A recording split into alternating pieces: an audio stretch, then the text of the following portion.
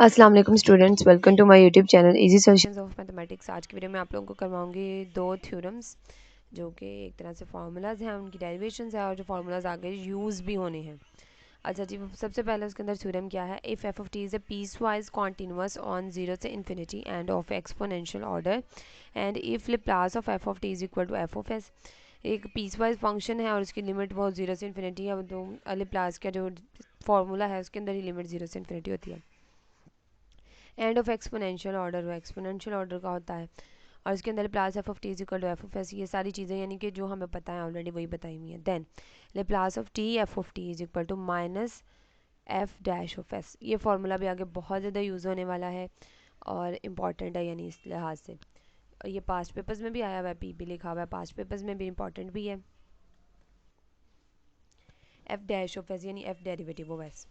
Using the definition of Laplace transform we have Laplace transform की हम लोगों ने डेफिनेशन लिख दी है।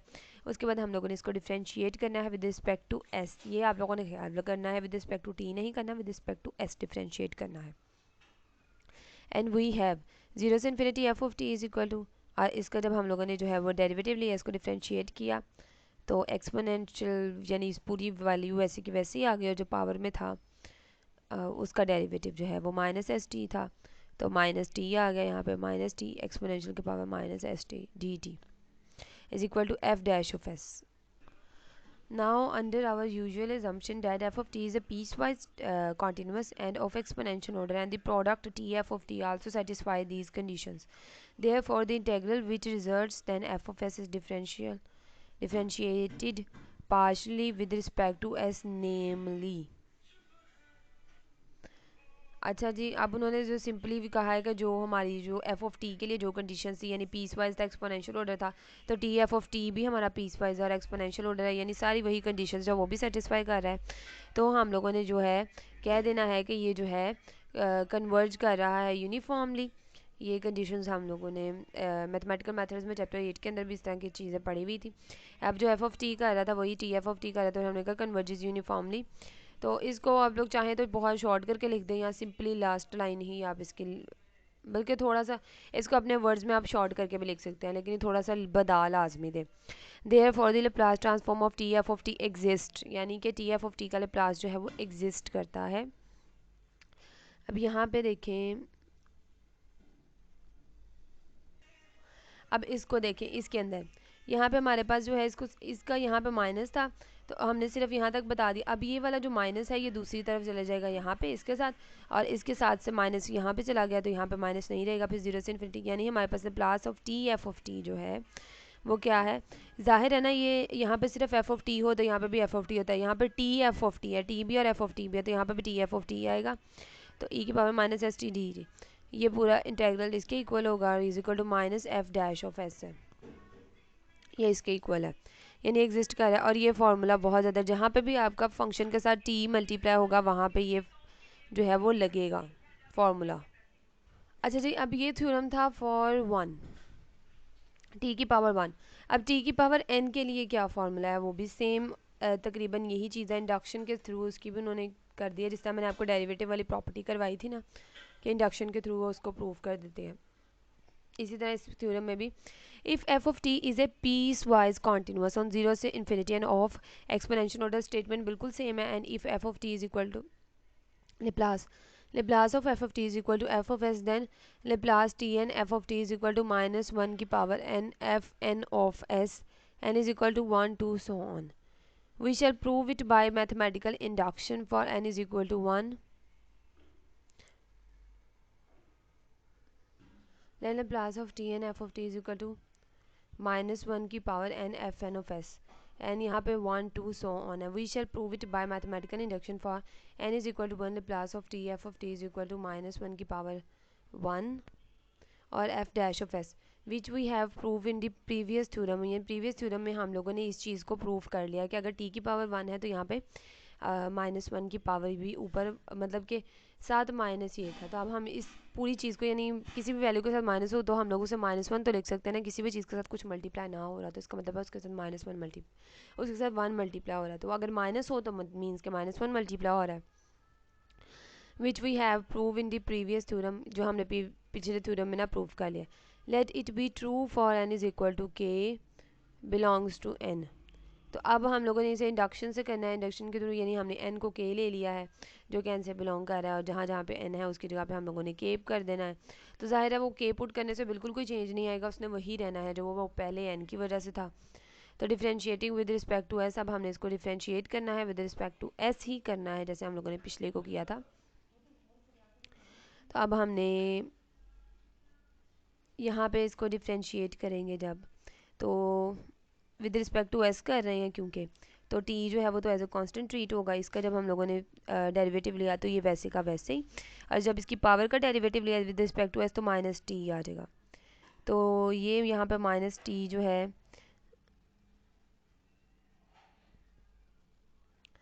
और यहाँ पे डेरिवेटिव क्या था, k तक था, यानी पहले हमारा डेरिवेटिव 1 था ना जब हम लोगों ने, जाहिर है यहाँ पे 1 था तो हम लोगों ने फिर n लिया, मतलब n की जगह पे k पुट कर दिया जहाँ जहाँ पे n था, तो वो k तक डेरिवेटिव, क्योंकि अब t k तक जा रहा है तो फिर डेरिवेटिव भी k तक ही जाएगा, यही कंडीशन होती है इसकी। ये 1 तक था तो ये भी 1 तक गया, ये k था तो डेरिवेटिव भी k तक जाएगा।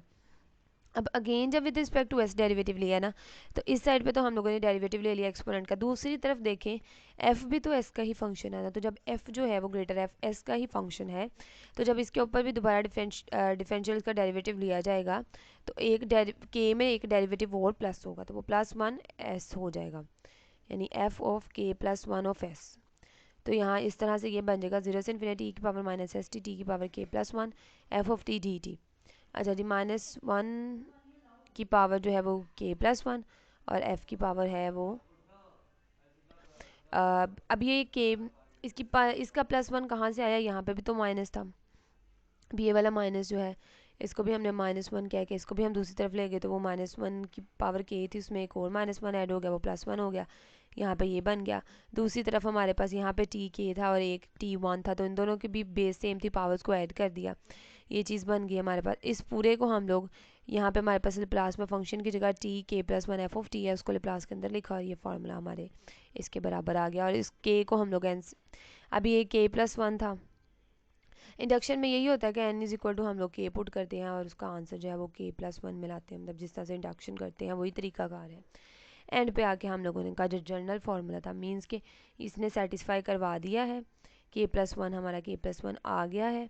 अब उसके बाद बेसिकली इंडक्शन के 3 स्टेप्स होते हैं, अगर आप उनको रिवाइज कर लेना तो आपको मेरी बातें थोड़ी अजीब या नहीं लगेंगी, समझ आ जाएगी।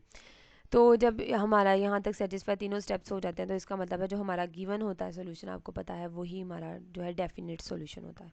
तो होपफुली समझ आ गई होगी। स्टिल इस वीडियो से रिलेटेड कोई क्वेश्चन है तो आप कमेंट सेक्शन में पूछ सकते हैं।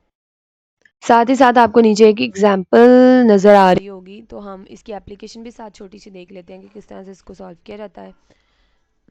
उससे पहले अगर आपने मेरा चैनल सब्सक्राइब कर तो प्लीज़ मेरे चैनल को सब्सक्राइब करें, और वीडियो पसंद आए तो प्लीज़ वीडियो को लाइक ज़रूर किया करें। अच्छा जी, प्लास हम लोगों ने लेना था प्लास ऑफ टी एक्सपोनेंट की पावर 2 दी था। अब टी और एफ ऑफ टी, ये है टी एफ ऑफ टी। ये क्वेश्चन आपको इस तरह से आएगा कि टी की पावर अब यहाँ पे क्या है 1 है और एक्सपोनेंट 2t साथ कोई भी फंक्शन टी का पड़ा हुआ है। अच्छा ठीक है, अब इसका फॉर्मूला क्या है, -1 की पावर n, n क्या है हमारे पास जो टी की पावर होगी, तो यहाँ पे हमारे पास n टी की पावर क्या है 1, यानी n 1 है, तो -1, और एफ ऑफ एस है, तो एफ ऑफ एस का मतलब होता है कि हमारे पास लेप्लास ऑफ फंक्शन, यानी जो एफ ऑफ टी होता है, Laplace of f of T वो एफ ऑफ एस के इक्वल होता है, यानी लेप्लास जो है हमारा जो फंक्शन है उसका लेप्लास हम लोग लेंगे, तो वो जो है वो हमारा एफ ऑफ एस होगा। अब हम लोगों ने जो है वो f of T is equal to e की पावर 2t निकाल लिया। सो अब यहाँ पे हम लोगों ने इसका लेप्लास लेना है, वो एफ ऑफ एस के इक्वल होगा 0 से इन्फिनिटी ई की पावर एफ ऑफ टी की जगह ई 2t dt पुट कर दिया। अब हम लोगों ने बेस सेम थी तो पावर्स को ऐड कर लिया, तो हमें पता है कि एक्सपोनेंट का लेप्लास क्या होता है। एक्सपोनेंट के लेप्लास का जो फॉर्मूला होता है वो होता है 1/s माइनस जो आगे पावर होती है s माइनस ए। यहाँ पे जो हम अगर पावर को लेंगे ना, माइनस को कॉमन ले लेंगे, तो अंदर s माइनस 2 हो जाएगा और बाहर t मल्टीप्लाई हो जाएगा, तो a की जगह पे यहाँ पे s माइनस 2 आ जाएगा। तो वो हम लोगों ने इसके ऊपर फार्मूला अप्लाई करके लिख लिया। उसके बाद हमें f डैश ऑफ s चाहिए, f n ऑफ s चाहिए ना, तो n हमारे पास 1 है तो f डैश ऑफ s है। अब इसका हम लोगों ने एक दफ़ा डेरिवेटिव लेना ज़ाहिर है, क्योंकि n की पावर 1 है तो हमने एक दफ़ा डेरिवेटिव ले लिया, वो आ गया -1 और s -2 की पावर स्क्वायर। तो अब हमारा जो फॉर्मूला था वो क्या था, -1 की पावर n हमारे पास 1 है और f dash of s first derivative, और वो हम लोगों ने यहाँ पे माइनस ये वाला और ये वाला माइनस प्लस हो जाएंगे, तो ये हमारे पास आंसर आ गया है इस तरह के क्वेश्चन का। इस तरह के और भी बहुत ज़्यादा एग्जाम्पल्स है, कोई आपको डिफ़िकल्ट लगे थोड़ी सी तो आप कमेंट में बता सकते हैं। इंशाल्लाह मैं कोशिश करूँगी कि उस पर भी वीडियो अपलोड कर दूँ। वीडियो पसंद है तो प्लीज़ वीडियो को लाइक करें, चैनल को सब्सक्राइब करें, अपने फ्रेंड्स के साथ ज़्यादा से ज़्यादा मेरी वीडियो को शेयर करें। Thank you so much.